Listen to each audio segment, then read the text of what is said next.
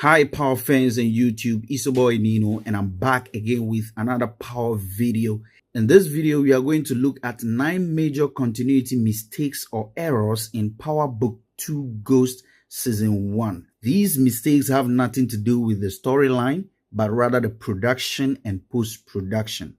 Now, the first continuity error is at the scene where Efe and Tariq were having conversation. That was when Tariq went back to Efe for help. You realize they played a little romance at this scene. And if you look closely, when Tariq was opening Efe's dress, you could see right here that her bra strap was falling off her arm. Immediately, the next scene, the bra strap was back at the exact position it was. This alone shows that these were multiple shots that were pieced together at that scene. It wasn't a continuous shot. That is why you could realize that in the previous scene, the bra strap was falling, and then the next scene, the bra strap is intact. So that is one continuity error in this scene. Now, the second continuity error is at the scene where 2-Bit was in court and being interrogated by Sax. Now, if you look at this point, when Sax turned and looked at Davis McLean, his hand was on the table holding a pen with a wild mood.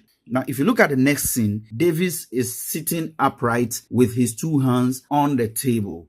Now, moving to the third continuity error, this is actually in the first episode of Power Book 2, when Tariq and his grandmother met at the entrance of the court and they had that passionate hug. You realize that the grandmother's hand was on Tariq's right shoulder. Now, take a close look at this. In the next scene, boom, the hand went off. So this is a continuity error, which also means that this scene was shot multiple times and they couldn't keep track on the continuities and they kept all the footages and the editor didn't have a choice but just to use them as such. Now, the mistake number 4 is where Tariq and Braden went to Trace's party. Now, after the police showed up and then they had that little back and forth, and Trace was going back into the room and say, let's have a party. You can realize that in that shot, Tariq was smiling, giggling, also excited. Then in the next scene, boom, he's all moody and as if he wasn't excited about anything. To me, personally, this is one of continuity errors because Tariq shouldn't have laughed in the previous one. He should have just kept his mood as it was in the close-up shot.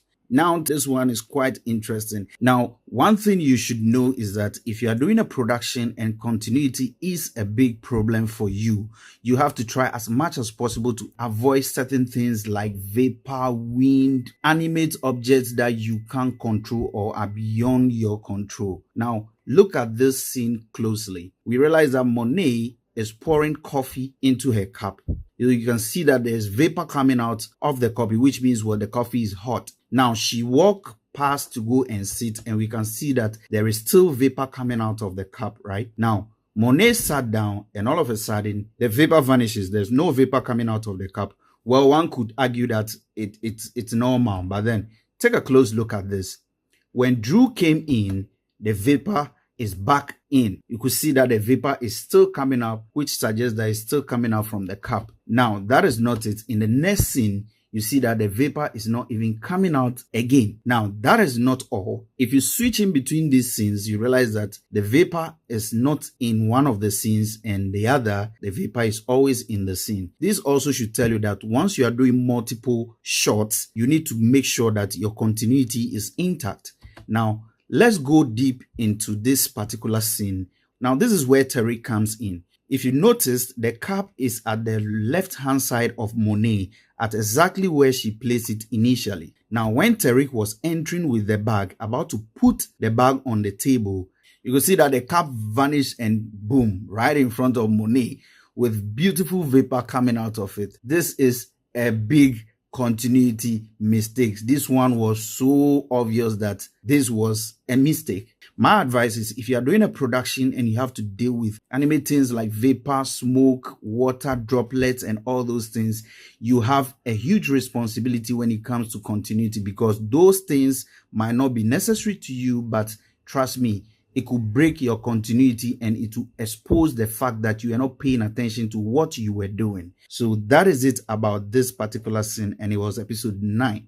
Now, mistake number 6. I find this a little bit ridiculous, but let's just do this. The scene where Tariq barged into Zeke when he was having sex when he was moving to his room for the first time. Now, this scene also suggests that it was shot multiple times. Now, take a look at this. When Zeke was having the sex and the girl asked Zeke to tell him to leave, Zeke told Tariq to give him 5 minutes. Now, if you look closely to the image, when he said 5 minutes, he was sitting upright or he was kneeling upright. However, he was before having the sex, he was upright, and you could see that he raised his arm and then he said 5 minutes. And if you check the alignment of his fingers and his head, is almost half of his face, right?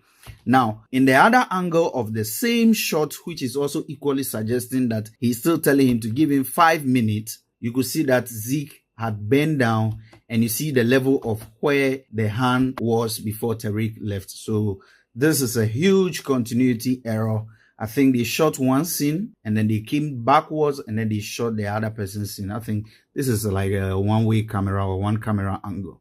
Now, mistake number 7 is the scene between Epiphany, Davis, and Sax when they went to her in her house. Well, someone would say it's not her house, but where she was living. Now, I don't know what happened during this particular scene, but Epiphany's continuity was really bad in terms of her gestures.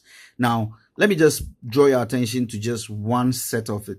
Now, if you take a close look at this scene, her hand is on her waist, right? In the next scene, she has folded her arm. Now, in the next scene again, you find her right hand on her waist. This alone should tell you how inconsistent Epiphany was with her gestures. And this was supposed to be monitored by a continuity person. So I don't know whether to blame Epiphany or I should blame the person who was responsible to monitor all these things and make sure that they follow consistently.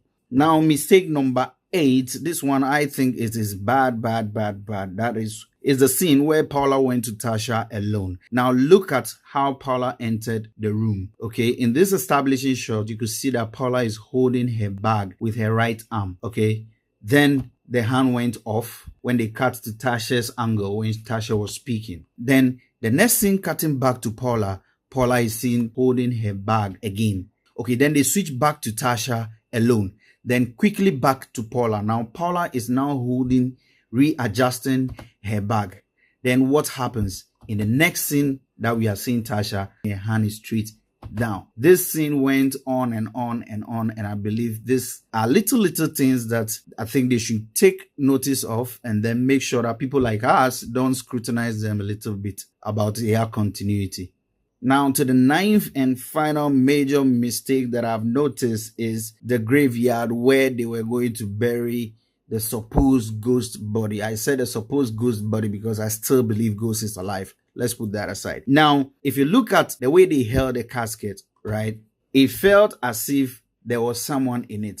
But when they cut to the aerial shot of the people holding the casket, you could see that it feels very light. And the way that people were turning around the casket, you could see that the casket was dangling and it feels very light.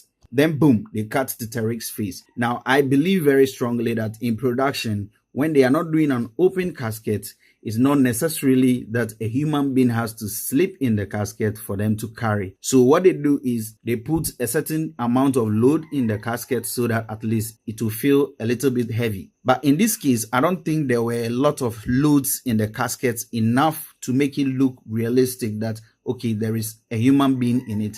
And we all know ghost body and ghost structure. So if ghost is supposed to be in that casket, at least it should be heavy. And also, we know that when a person dies, his weight becomes heavier than he was alive. So I believe these are little errors the production house or whoever is coordinating this should check and then make sure that certain things are in place. And most of the times when you are submitting your shows for awards and stuff, some people look at all these things and consider them before you get nominations. So even though Power is a very great show, it's a very good show, it can be 100% perfect, I strongly believe they can do better. Now, let me give a caveat. I am not saying these are the only errors in Power Book 2 Ghost Season 1. There could be other ones hidden. These are the ones I have figured out. I felt like let me talk about them.